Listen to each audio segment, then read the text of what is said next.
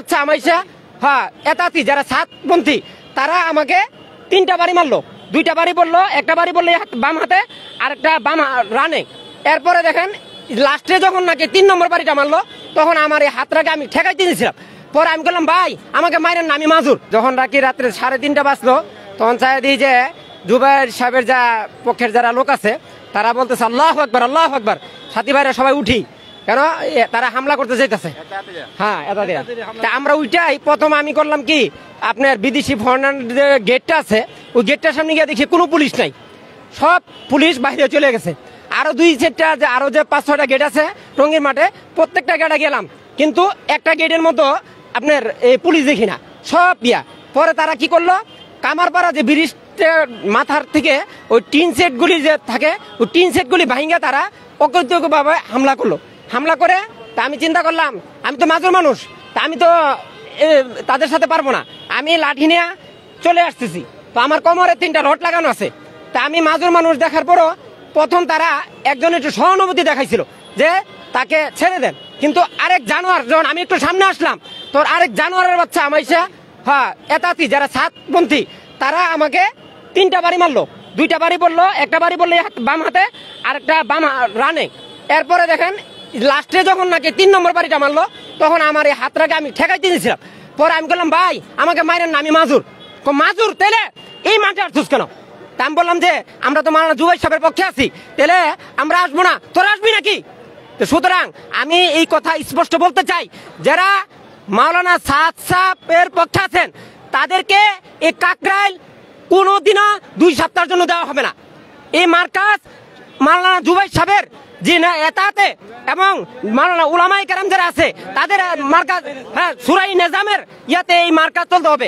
এবং প্রশাসন যে ভূমিকা নেওয়া হয় নাই কেন, আমি 11:30টা পর্যন্ত দেখছি সেনাবাহিনী র্যাব বিভিন্ন টহল ছিল, কিন্তু যখন নাকি 3:30টায় হামলা হয়েছে কিন্তু ওই সময় আমরা কোনো র্যাব কোনো পুলিশ দেখি নাই। কেন, তারা যে পরিমাণ লোক ছিল, যদি সেনাবাহিনী পুরো মাঠ অথবা র্যাব বাহিনী এই মাঠকে করতো নিয়ন্ত্রণ করতো তাহলে একটা মানুষও আজকে এই যে 3 জন আপনার গণমাধ্যমে আমি শুনতে পেরেছি 3 জন মানুষ শহীদ হয়েছে, 200-র উপরে মানুষ আহত হয়েছে, তাহলে এরা একটা মানুষও মরতো না।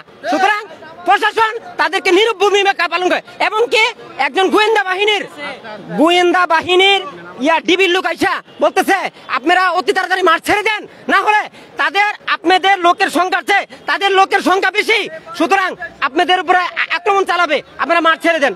তখন আমার সাথে আমার আর সাথী ভাই ছিল, সে আমাকে তাড়াতাড়ি ফোন দেয়া বলতেছে আব্দুল আজিজ অবস্থা ভালো না, তাড়াতাড়ি তুই মাঠ ত্যাগ কর।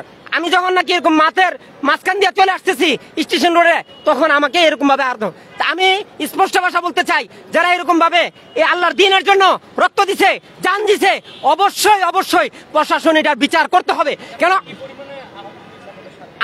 আমার জানার মতে যেহেতু আমি অবস্থা খুব করুন, তো আমি যেটা মিডিয়া বিভিন্ন ইয়ার মাধ্যমে শুনতে পেরেছি 2 থেকে 250-র উপরে অলরেডি হাসপাতালে আছে।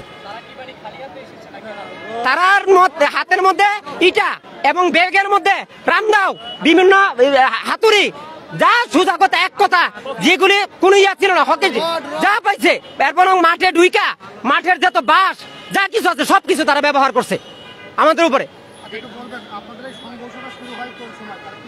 3:30 রাত 3:30 প্রথম ছুরিটা ছিল কামারপাড়া ব্রিজ থেকে, তারা স্লোগান দিতে থাকে একের পর এক নারে তাকবীর আল্লাহু আকবার। তখন যখন স্লোগান দিতে লাগলো তখন আমাদের সাথে টের পাইছে যে না অবস্থা খুব করুন, কেন আমাদের সাথীর যে মাওলানা জুবাইর সাহেবের পক্ষের সাথীর সংখ্যা কম ছিল, হ্যাঁ আলমী সুরার যে সাথী ছিল সাথীর সুরা কম ছিল, যার কারণে তারা এইটি পর্যবেক্ষণ করছে এবং বিভিন্ন ডোনার বিভিন্ন গোয়েন্দা বাহিনী পাঠায়া তারা এই অবজারভেশন করছে যে লোকগুলি মাঠে আছে তাদেরকে খেদাইতে আমাদের সর্বোচ্চ 20 থেকে 30 মিনিট লাগবে। এমনকি 4টার মধ্যে তারা সমস্ত সাথীকে পিটাই আহত করছে। এবং আপনার এই যে কি বলে এই যে টঙ্গীর মাঠের যে মাদ্রাসা ছাত্ররা আছে, ছোট ছোট বাচ্চারা, তাদেরকে ওদের আশ্রয়ছে, তাদেরকে ওদের হাত ভাঙছে, একটু আগে আপনারা শুনতে পারছেন। এই জন্য আমরা স্পষ্ট ভাষা বলতে চাই মাওলানা জুবাইর সাহেবের নেতৃত্বে এই মার্কাজ চলবে, টঙ্গীর মাঠ চলবে।